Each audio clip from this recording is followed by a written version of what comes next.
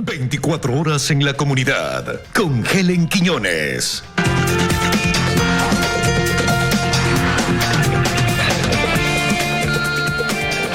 Televidentes, amigos, buenas tardes. Gracias por estar junto a nosotros. Bienvenidos a su noticiero de 24 horas en la comunidad. Les contamos: preocupante repunte de casos por coronavirus se registra en los cantones del noroccidente de Pichincha.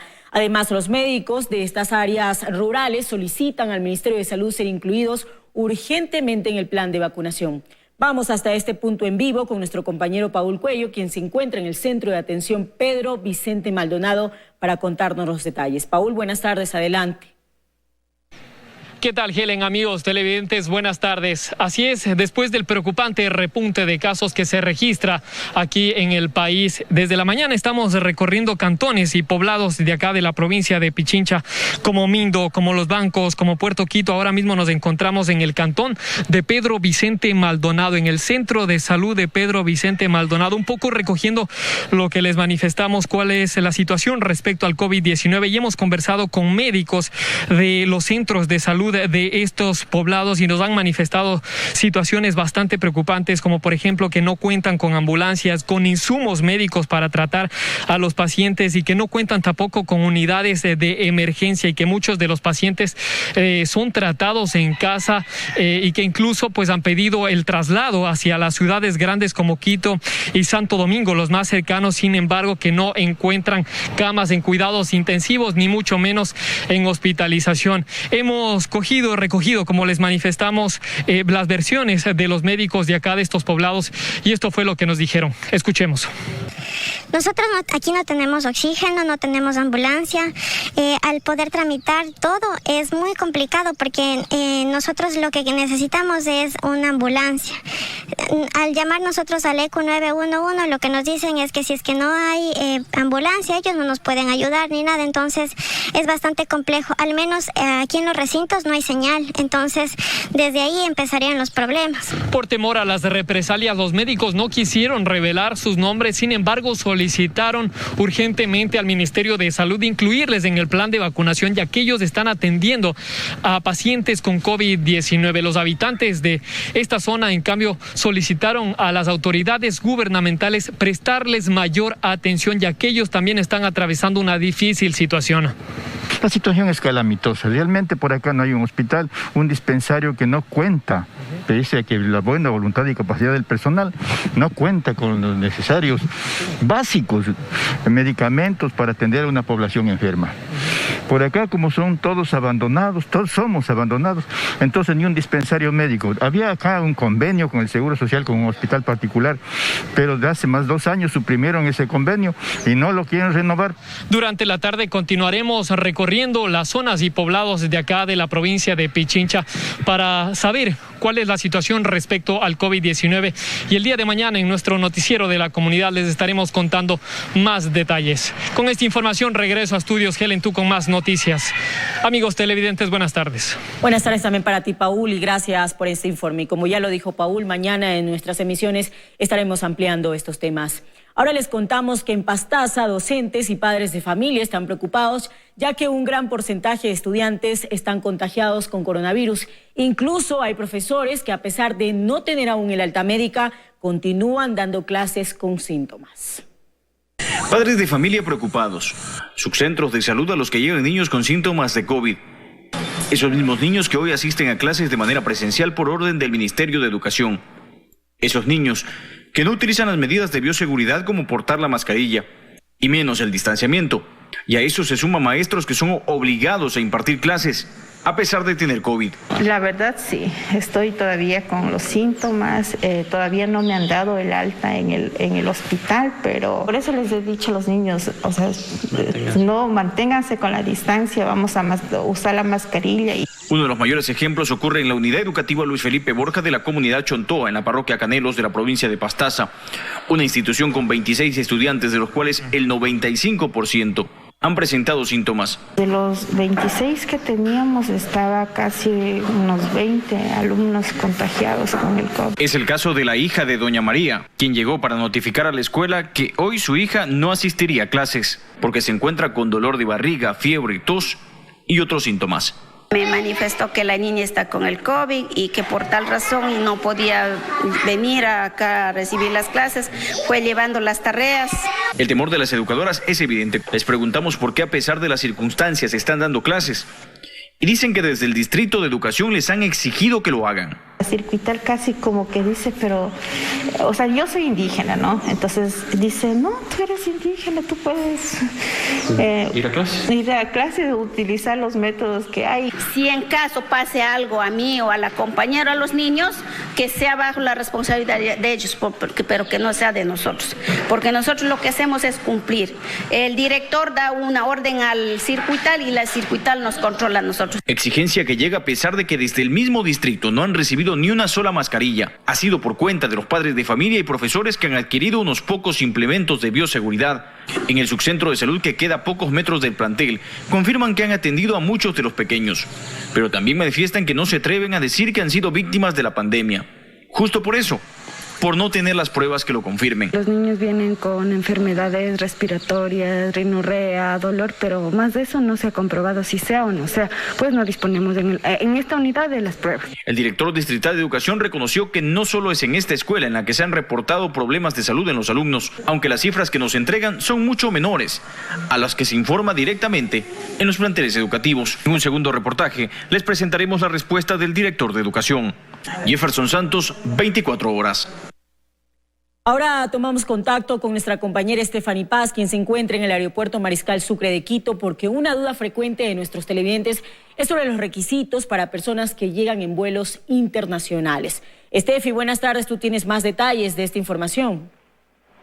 Así es, Helen, amigos televidentes, muy buenas tardes. Las personas que ingresen al país en vuelos internacionales deben presentar aquí en el Aeropuerto Internacional Sucre, Mariscal Sucre, aquí en Tababela, por ejemplo, la prueba PCR o la prueba de antígenos realizada al menos 3 días antes del arribo aquí al país, o a su vez el certificado o carnet de vacunación en la que conste que se han completado las dosis pertinentes. Para que nos explique un poco más sobre estos controles que se están realizando, estamos con Luis Galárraga, gerente de comunicación de Keyport. Muy buenas tardes. Sí, buenas tardes. Coméntenos un poco cuáles son estos controles que se están realizando adicionales a estos requisitos que los ciudadanos que ingresen aquí al país deben presentar. Bueno, de hecho, estos requisitos nos ayudan a que podamos tener una mayor facilidad de recibir pasajeros aquí en el país, puesto que antes solamente se permitía la entrada con PCR, ahora también puede ser con prueba de antígeno o con carnet de vacunación. Esto, por supuesto, obedece a toda la evolución de esta pandemia, que es muy cambiante en el tiempo, pues, y esto obliga a tomar sus resoluciones y nuevas medidas sobre la marcha. Pero los controles los está aplicando el Ministerio de Salud Pública hasta ahora sin ningún inconveniente. Ahora, ustedes nos comentaban que hay ciertas excepciones también en este tema.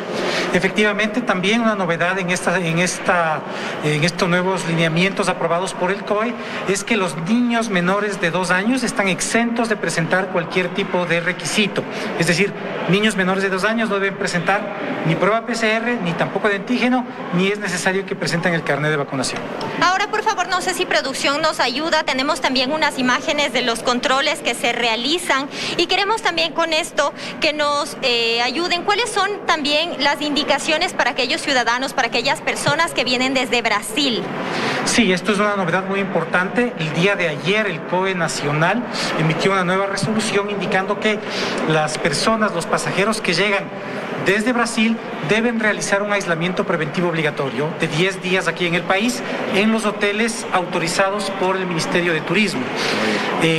Esto quiere decir que personas que hayan originado su vuelo en Brasil o que hayan pasado por Brasil en tránsito o por tomar alguna conexión deben necesariamente realizar ese aislamiento preventivo obligatorio aquí en el país, más allá de que deben presentar los requisitos antes señalados. Perfecto, muchas gracias. Bueno, Helen, amigos televidentes, ustedes ya han escuchado. Recuerden, si usted va a ingresar al país en vuelos internacionales, debe traer su prueba PCR o prueba de antígenos negativa tomada 3 días antes, o a su vez su carnet de vacunación. Los niños de 2 años o menos están exentos de presentar esta prueba. Son exactamente las 2 de la tarde con 15 minutos. En este momento nosotros nos vamos a un corte comercial, sin embargo, continúa en la señal de Teleamazonas. Buenas tardes. Gracias por informarse junto a nosotros, amigos. Hay preocupación ante el olvido de ciertos temas fundamentales para el funcionamiento y progreso de la capital. El comercio informal, la entrega del Metro de Quito y la disposición de los desechos son algunos de los problemas que autoridades y ciudadanos creen que se han dejado de lado por los escándalos y disputas políticas que envuelven al municipio de Quito. Los problemas que aquejan a Quito son muchos y, a decir de autoridades y capitalinos, hoy por hoy la ciudad sufre un abandono por los constantes escándalos que envuelven al municipio. Creo que esta situación política que vive el municipio debido a la situación jurídica del alcalde distrae la atención de los personeros tanto del Ejecutivo Municipal, del propio alcalde, como también del Consejo Metropolitano. La gente aspira a un gobierno municipal que dé soluciones inmediatas a sus problemas, pero también un gobierno municipal que oriente, enrumbe la ciudad hacia un futuro de condiciones de vida más apropiadas. En la última sesión del Consejo, que no se instaló por falta de quórum, se tenía previsto tratar la situación del río Monjas y las acciones a adoptar para evitar que el cauce de este afluente continúe causando graves afectaciones a taludes. Un tema que aún tendrá que esperar y que es duramente cuestionado por los habitantes del sector. La situación del río Monjas es una situación de veras complicada. Hay gente que está perdiendo sus bienes, hay gente que se le está cayendo las casas. El tema de las quebradas y el tema de los ríos y de las cuencas debe ser tratado con muchísima seriedad. Y esto es un tema adicional de la desatención que tiene el municipio frente a los vecinos de Pomasqui. Asimismo, el pasado 31 de marzo inició la recepción formal de la obra del Metro de Quito. Sin embargo, a decir de los concejales, quedan muchas dudas sobre este tema y se esperan que sean resueltas durante la sesión del Consejo. Preocupaciones de cómo va a operar realmente el Metro de Quito, haciendo contrataciones aisladas de los distintos servicios que deberá tener el Metro de Quito, temas de seguridad, limpieza, el tema del mantenimiento de los vagones, el personal mismo que va a capacitarse con estos expertos extranjeros. También representantes de la construcción continúan a la espera del debate en el Consejo Metropolitano de la ordenanza que ayude a reactivar este sector. Esa ordenanza está paralizada desde octubre del año pasado. Mientras que la ciudad sigue teniendo un índice altísimo de desempleo, más arriba del 20%. Entonces, para el sector de la construcción era súper importante el tratamiento de esta ordenanza. Lastimosamente, los cálculos políticos en este caso hacen que simplemente no haya existido una reunión de consejo y se afecte a la ciudad con aquello, ¿no? La recolección de basura y la disposición y tratamiento de desechos creen también que es un tema en el que se debería poner especial atención, más aún con la emergencia sanitaria por el COVID-19. Ya no hay más espacio para enterrar basura, se está construyendo, terminando de ponerlo en servicio un nuevo cubeto, pero en realidad el INCA tiene los meses contados. Y esto de los meses contados en materia de rellenos sanitarios es tremendamente importante. La preocupación es que este y otros temas como el comercio informal deban esperar hasta que el municipio de Quito resuelva sus conflictos legales. Stephanie Paz, 24 horas. Moradores del sector de Carretas en el norte de Quito están preocupados por el mal estado de la vía. Javier Espinosa. Nos conectamos a esta hora de la tarde con nuestra compañera Angie Torres, quien está en este lugar. Angie, cuéntanos qué extensión tiene este tramo que presenta daños. Repavimentación. Gracias, Helen. Amigos televidentes, muy buenas tardes. Así es, nosotros estamos en el sector de Carretas, en el norte de Quito, porque aquí en la calle Javier Espinosa hay un sinnúmero de baches y huecos que representan un peligro para quienes por aquí transitan, según lo que nos comentan los vecinos. Estamos viendo precisamente en pantalla cómo los vehículos tienen que incluso meterse a la cuneta para poder pasar sin caer en los huecos. Esta tarde nos acompaña el señor Carlos Iroce. Él es vecino justamente del sector y queremos conversar con él. Señor Iroce, muy buenas tardes. Cuéntenos, por favor, ¿qué es lo que sucede aquí en esta calle? Buenas tardes, gracias a Teleamazonas por haber aceptado venir a hacer este reportaje. El problema de esta calle es que originalmente desde hace 20 años no nos han hecho nada el municipio. Nos hicieron una obra que fue autorizada como repavimentación y el municipio contrató pavimentación y bordillos, lo cual el presupuesto no alcanzó para nada. Está hecha a pedazos. ¿Por qué? Porque aquí es una vía de desfogue de la Simón Bolívar, donde vienen vehículos de Pomasqui, Mitad del Mundo, San José de Morán, etcétera, etcétera, y está acabada. Perfecto, muchísimas gracias, señor Irose. Este es el clamor precisamente de los vecinos, quienes por aquí transitan a pie y también en vehículos, pues están haciendo sonar sus bocinas porque están cansados del mal estado de la vía. Y también esta tarde queremos hablar un poquito sobre otra problemática que está afectando a esta zona y es la falta de bordillos. Para eso, esta tarde nos acompaña la señora Jenny Barrera, también es moradora del sector. Vecina, muy buenas tardes. Cuéntenos el problema que están ustedes viviendo, sobre todo quienes no tienen un vehículo, que no hay aceras aquí en este sector. Muy buenas tardes. Sabe que en la parte hay lugares donde sí se pueden realizar aceras, hay partes donde no, pero tenemos ahora la salida a la avenida La Simón Bolívar, donde está ubicado el Colegio Surcos. Hay partes donde se necesita que se realicen, por favor, las aceras, porque tenemos el problema de que no se puede, si van en la velocidad, hay personas que respetan realmente los límites de velocidad, pero hay personas que suben a toda y corremos el riesgo como seres humanos al transitar por la vía. Entonces ese es un problema. También el problema de la inseguridad, porque hay 2 casas donde están abandonadas que tranquilamente se pueden meter ahí lamentablemente los amigos de lo ajeno. Entonces en ese sentido queremos por favor a la entidad que les den solución. Que nos den solución, que por favor nos ayuden. Es una petición urgente de los moradores del sector. Muchísimas gracias, señora Barrera. Y así es, amigos televidentes, como esta calle hay muchas lamentablemente en todo Quito, pero el pedido lo hacemos desde aquí, desde el sector de Carretas, específicamente la calle Javier Espinosa, un tramo de 800 metros que se encuentra en pésimo estado como ustedes pudieron verlo, y el pedido de los vecinos es precisamente que se realice la repavimentación. Pedimos a las autoridades tomar cartas en el asunto. Por ahora es la información que se genera desde aquí, desde el norte de Quito. Volvemos a estudios con Helen. Ustedes tienen más noticias. Buenas tardes para todos. Repavimentación. Una pausa, al regreso, más noticias. Seguimos informando en 24 horas, amigos. Jóvenes y adolescentes de Tulcán participaron de una feria de exposición de artesanías elaboradas durante la pandemia. Jairo Jaco me visitó estos emprendimientos y nos tiene todos los detalles a esta hora. Jairo, buenas tardes. Gracias, buenas tardes. En efecto, se trata de hombres y mujeres jóvenes que están en un proceso de rehabilitación y quieren demostrar a la sociedad la serie de habilidades que tienen. Veamos. La música se tomó el Centro de Apoyo Psicológico y Familiar Bienestar para convertirlo en un espacio de talento y arte juvenil. Más que todo es simplemente un espacio para poder expresar lo que yo siento, ¿no? Lo que es el arte, ¿no? Los sentimientos, las emociones, la felicidad, como también la tristeza, todo, ¿no? Este centro acoge a jóvenes y adolescentes que están en un proceso de rehabilitación tanto por adicciones como por los efectos de la pandemia que deja secuelas en la salud mental. Un discurso bastante importante y que ha sido muy poco hablado, muy poco topado en cuanto tiene que ver con la pandemia, la salud mental. Este se convierte en un espacio amigable y de sano esparcimiento para medio centenar de pacientes que buscan además una reinserción laboral para sobrellevar la crisis ahondada por la pandemia. Da apertura a los jóvenes a sentirse acogidos como un hogar. Sería un segundo hogar para nosotros. El trastorno desadaptativo generado por la virtualidad es confrontado con talleres donde se recuperan las destrezas y habilidades de chicos y grandes, dedicados a la elaboración de artesanías, pinturas, tejidos y música.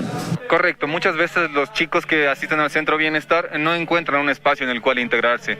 Mucho por el prejuicio, por el poco conocimiento que les generan los chicos, vienen acá y ellos tienen un espacio de integración. Los trabajos son expuestos en una feria con todas las medidas de bioseguridad, donde los pacientes demuestran que se pueden reinsertar y ser productivos para la sociedad.